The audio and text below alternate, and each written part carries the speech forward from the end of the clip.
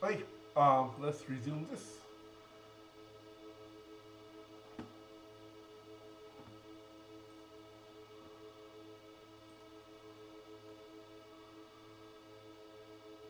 False, not false. We have exact and we have have.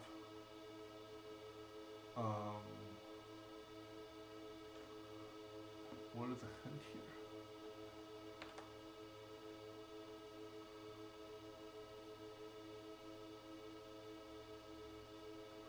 Ah, this is exact function x false, false.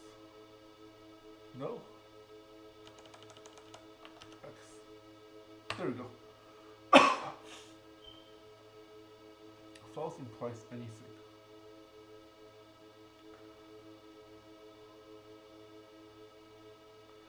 We still only have exact and false, or exact and have.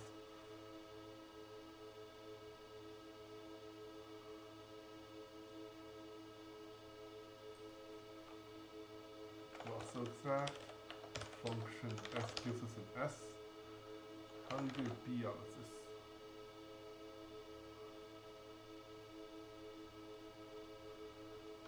H of s gives us false, and then we use the tactic false lim. Okay.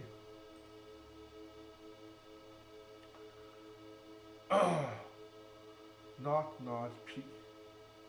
And we have well, we don't really have much choice. So exact function x is going to be not p, which is the same as p gives us false. And from this, we have to construct false. So we're going to do x applied to p.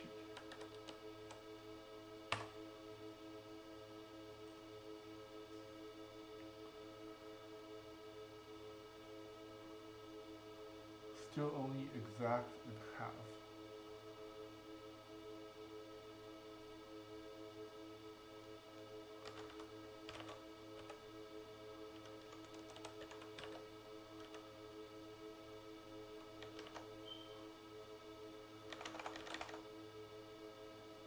I'm hoping to get a useful partial result, but I'm not getting that. So let's just do it the other way. Exact function x is going to be L and L false. We want to get a false out of this. Okay, so this is going to be L dot right applied to L dot left.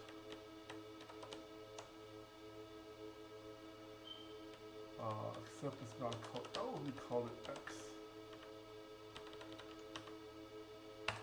Right.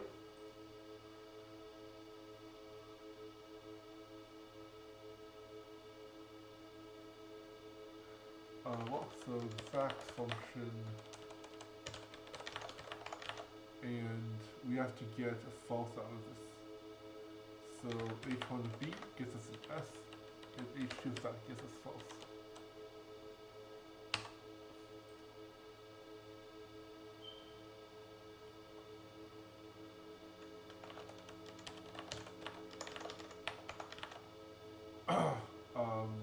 So h of a gives us not a, and we apply this to a, and it should be it. Okay.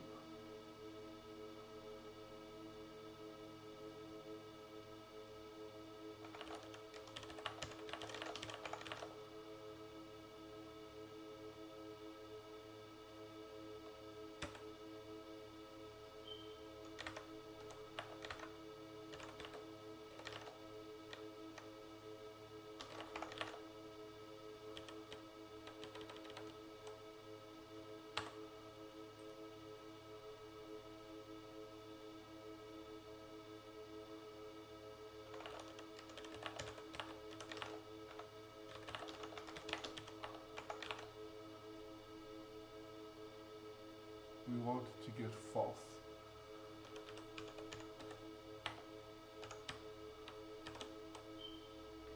Great.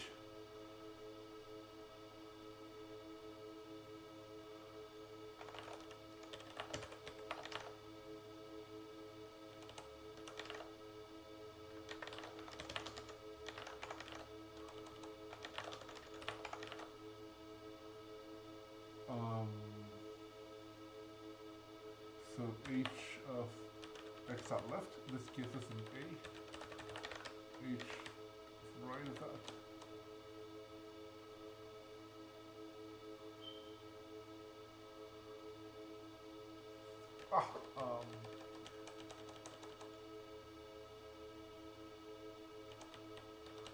What am I doing wrong?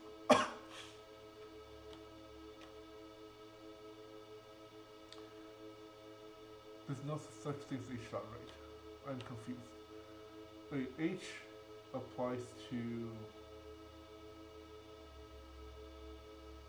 x dot left.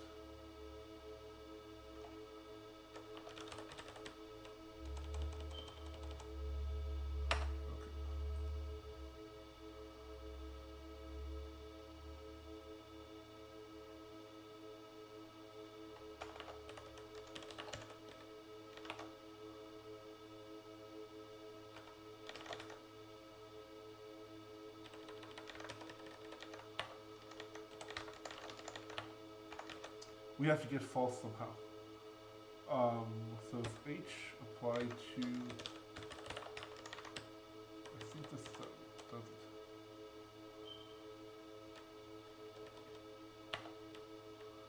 Exact function. Okay.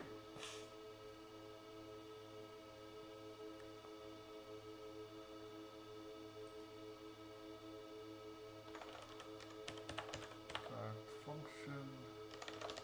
We have to get false somehow.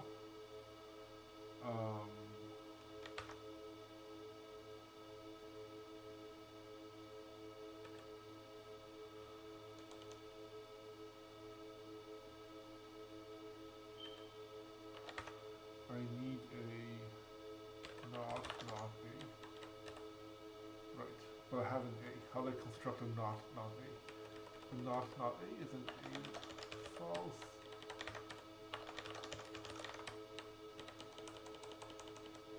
Okay, how do I construct this thing?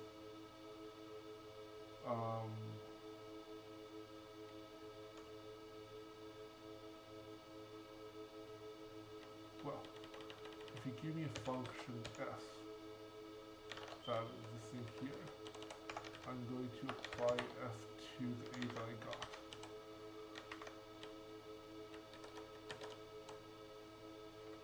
Okay.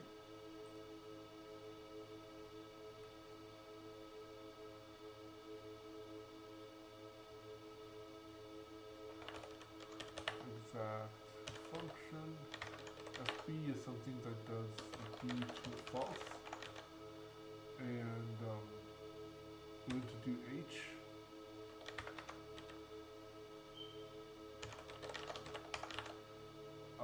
So fbd, this gives us a false, and then that should give us our c. Okay.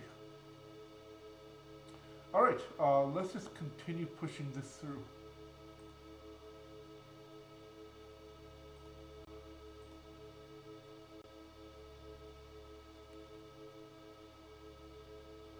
We have exact and we have have. Do we have anything else? We have if and only if intro. So this should be exact function.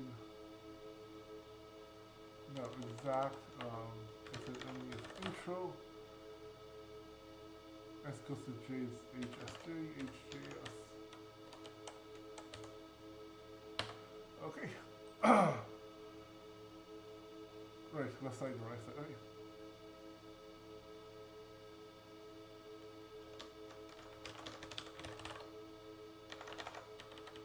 Okay, I like this more. I will swap out the apply for exact later.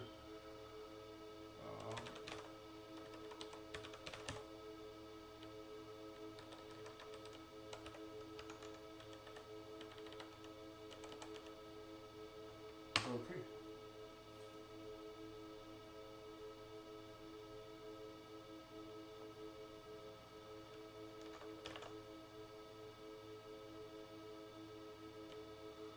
I still don't have intro.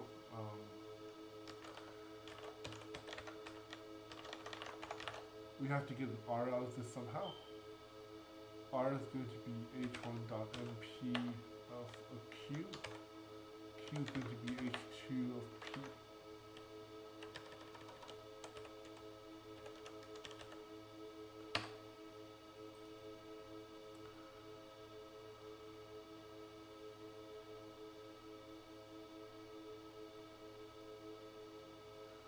Well, so we don't have much choice. So apply function R for R.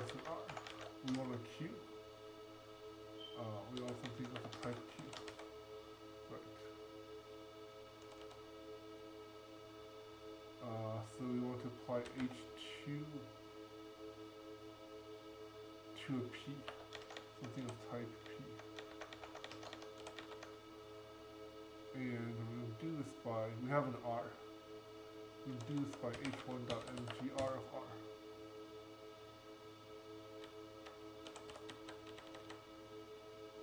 This solves it, right? h1.mgr of R should give us a P, and then h2, why did it complain?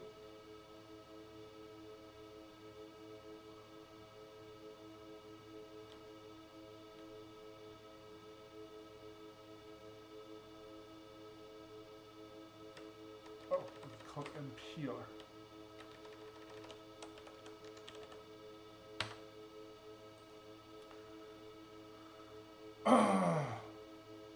Rewriting. We do have a rewrite.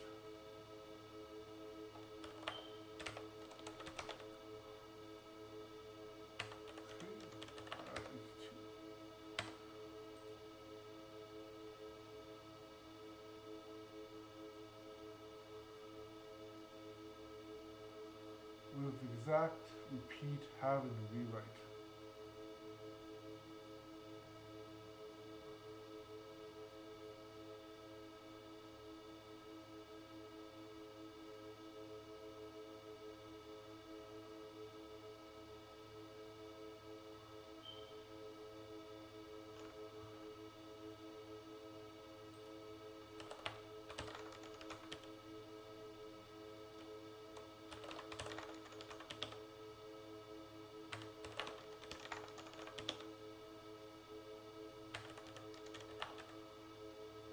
Okay.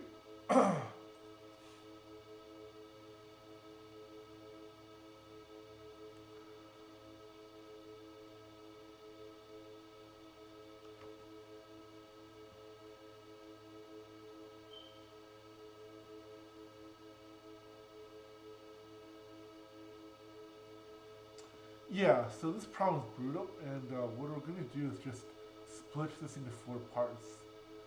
So have H0 is going to be missing here. We're going to prove this,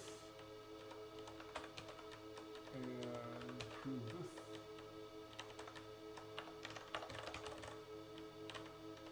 Why does this imply not turning to an arrow? Wait.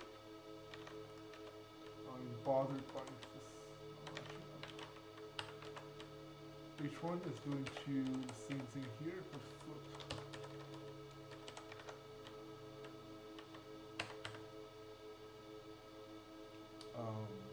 H2, H3, H4 is going to be this thing here, but it's going to be alright, so now let's do H2 and H3.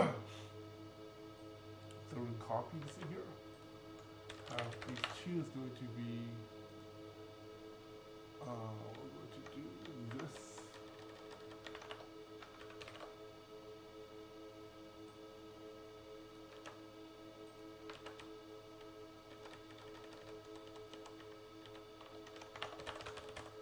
Okay, and we're going to make this implication.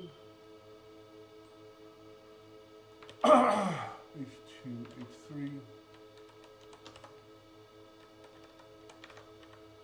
And then we have H5, which is going to be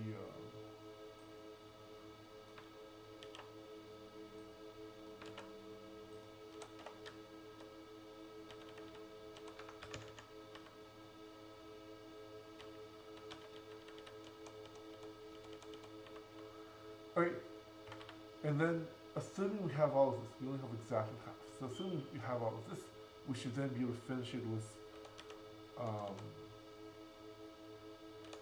exact function PQR.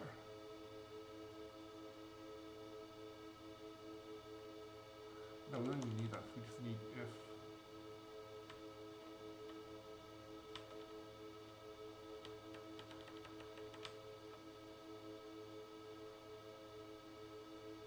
Hang on. We just need if.intro.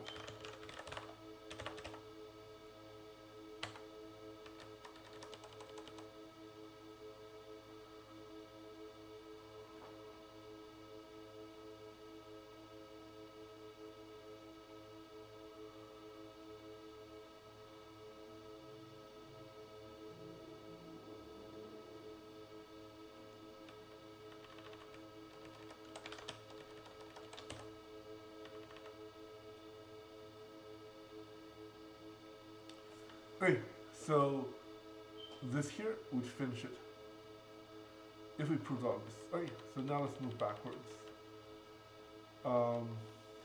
H5 is just combining. What am I doing here? H5 is just combining H2 and H3. So we're going to do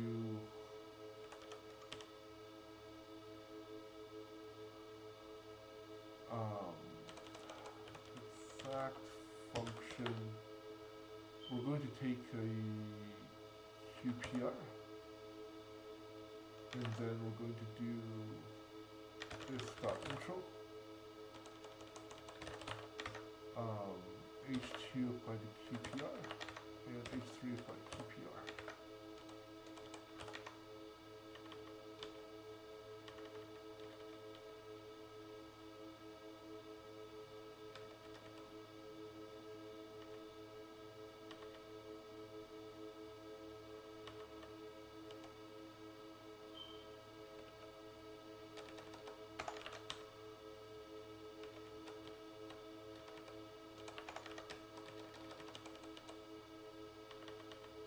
Okay, so now we're going to work backwards, and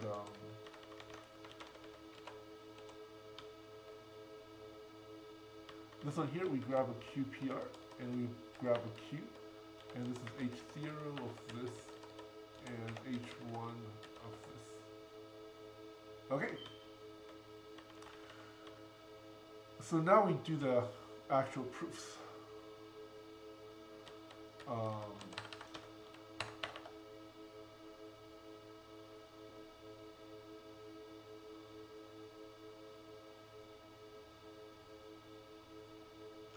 Well, so our function takes a,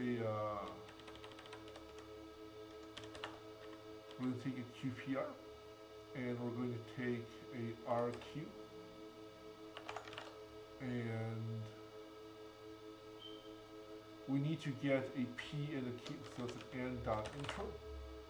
We need a P and a Q. So I think what we do here is that we have a Q from RQ.write, and we have a P. P we get from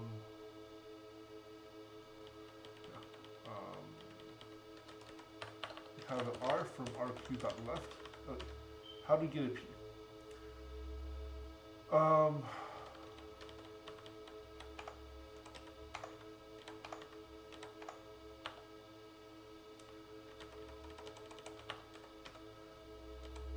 P is going to be QPR applied to Q. This gives us this term there. We're going to take the NPR of this and apply to R. And that should do it, I think. Okay. So now we're going to copy this and paste it here.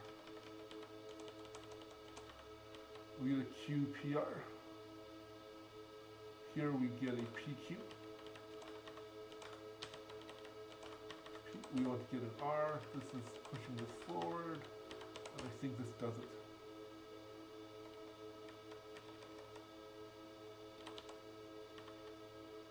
Okay, and 2 more conditions left.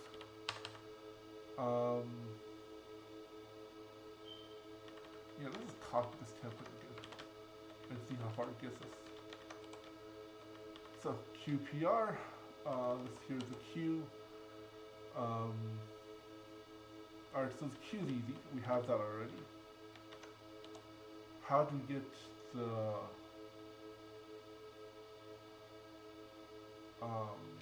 let's get an R. So we have R already. And we just need a P. How do we get a P out of this? So it's going to be QPR of, we have a Q and an R. So we're going to take the backwards direction, R and Q. And then we're going to grab a P out of this, so it's going to be left.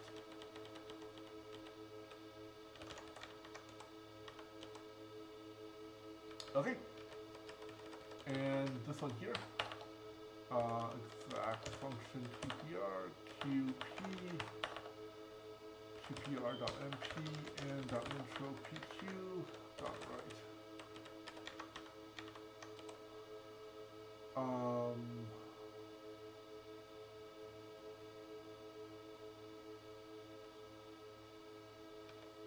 Let's do that left.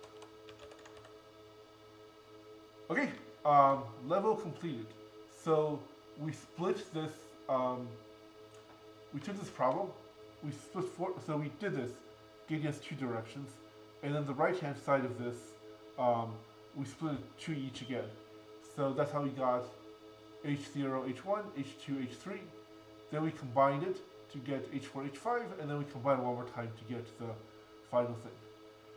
There's probably more elegant solution, but this I feel like is the simplest to debug approach.